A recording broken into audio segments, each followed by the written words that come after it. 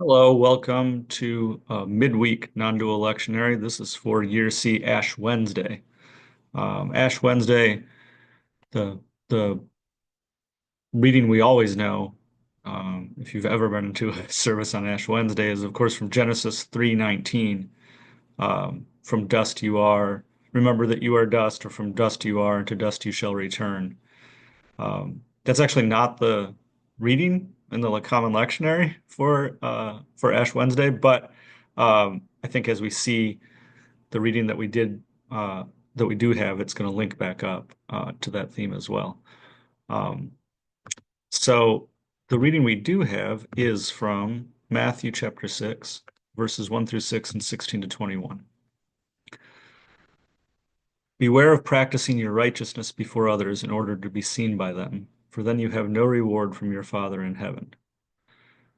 So whenever you give alms, do not sound a trumpet before you, as the hypocrites do in the synagogues and in the streets, so that they may be praised by others. Truly I tell you, they have received their reward. But when you give alms, do not let your left hand know what your right hand is doing, so that your alms may be done in secret, and your Father who sees in secret will reward you. And whenever you pray, do not be like the hypocrites, for they love to stand and pray in the synagogues and at the street corners, so that they may be seen by others. Truly, I tell you, they have received their reward. But whenever you pray, go into your room and shut the door and pray to your Father who is in secret, and your Father who sees in secret will reward you. And whenever you fast, do not look somber like the hypocrites, for they mark their faces to show others that they are fasting. Truly, I tell you, they have received their reward. But when you fast, put oil on your head and wash your face, so that your fasting may be seen not by others, but by your Father who is in secret, and your Father who sees in secret will reward you. Do not store up for yourselves treasures on earth, where moth and rust consume and where thieves break in and steal. But store up for yourselves treasures in heaven, where neither moth nor rust consumes, and where thieves do not break in and steal. For where your treasure is, there your heart will be also. So picking up what we've seen in a few of the past recent readings, I think this is a pretty clear teaching that fits in with the wisdom traditions throughout the world, of that no self-recognition, that non-dual recognition, a pointer here again. Um, and again, I think there's a surface level to it that is valuable, something worth, this is again, I think where the Jesus story links up to manifesting in real life, maybe even more so than some of the other stories that we rely on in the great wisdom traditions. But peeling back the layers deeper and deeper every time. And so first, that hint right at the outset, right? Beware of practicing your righteous before others, for then you have no reward from your Father in heaven. Pretty clear, I think, teaching on ego or the small self, right? Wanting to do things that make it feel good, that reinforce its value to itself. The fundamental notion that the ego it doesn't exist in a real way. That's the no self realization. That the ego self is more of a process. It's more of something that we have to constantly maintain. And so religious ego, as Richard Rohr talks about, can be the most dangerous of all, right? Because that's the ego that knows that it's doing the right thing and that reinforces itself through these high-minded ideas. So Jesus is taking direct aim at that. Um, if you're a religious ego, you're not getting it. So, and again, that there's kind of a surface teaching here, which is, yeah, don't go out there and do this out in the open. And right there, we see that this is happening all around us constantly. I mean, after 2,000 years, that has not sunk in. And so right there, there's a teaching about daily life, about how to live, that's right on the surface. But then as we peel down a little bit, right? Um, can the ego even really do this?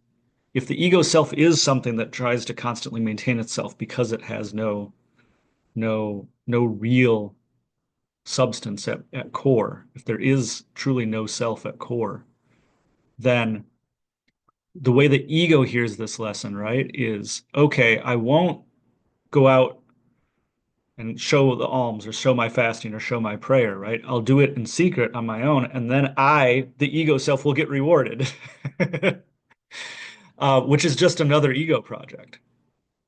And again, at that surface level, there's something valuable to that still, right? Because it undercuts even just doing that undercuts the notion of getting reinforced from the outside, which the ego constantly needs on its own. But there's this next ego project underneath it, right?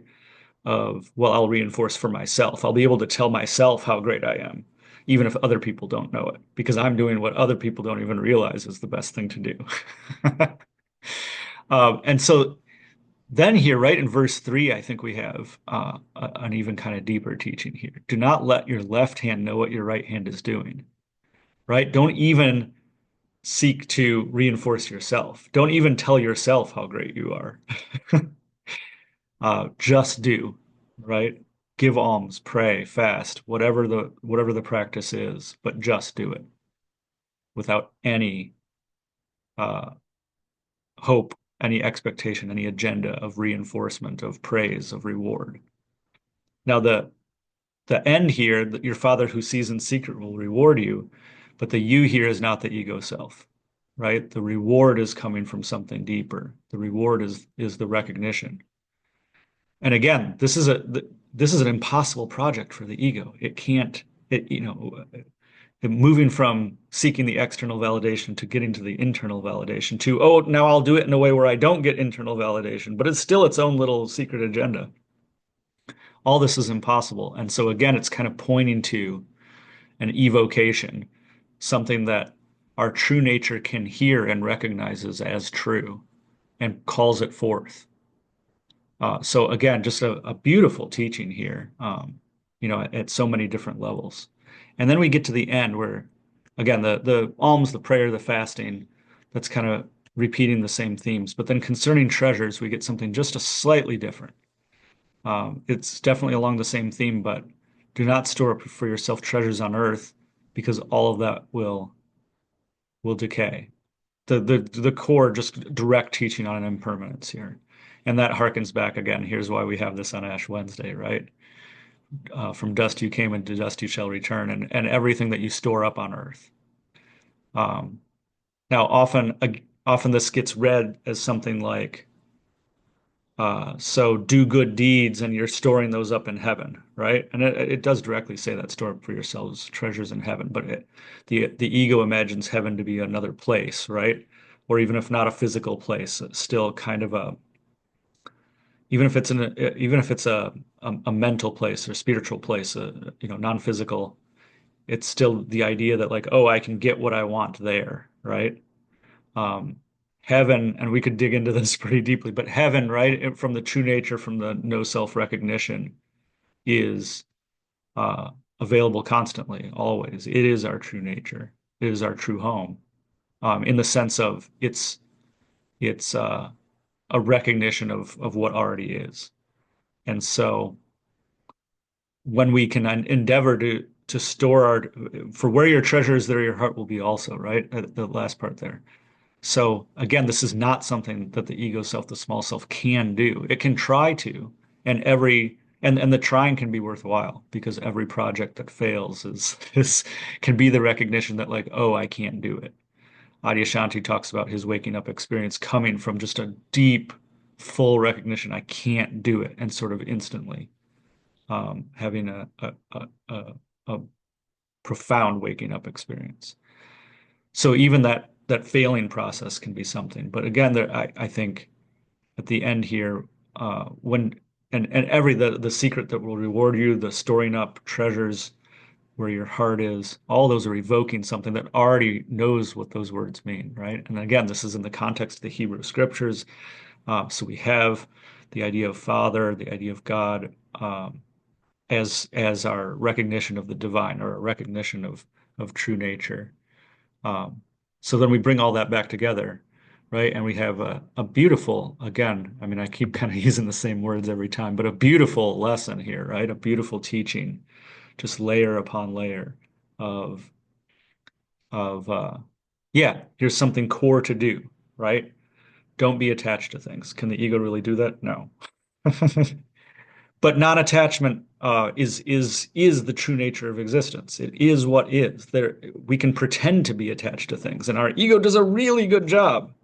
Our small self does a really good job of giving the impression that we're attached to things, but fundamentally we are not. We're going to pass, right? For just to dust we shall return, and the things that we grasp along the way often pass before us, even reputation, even family, all of that.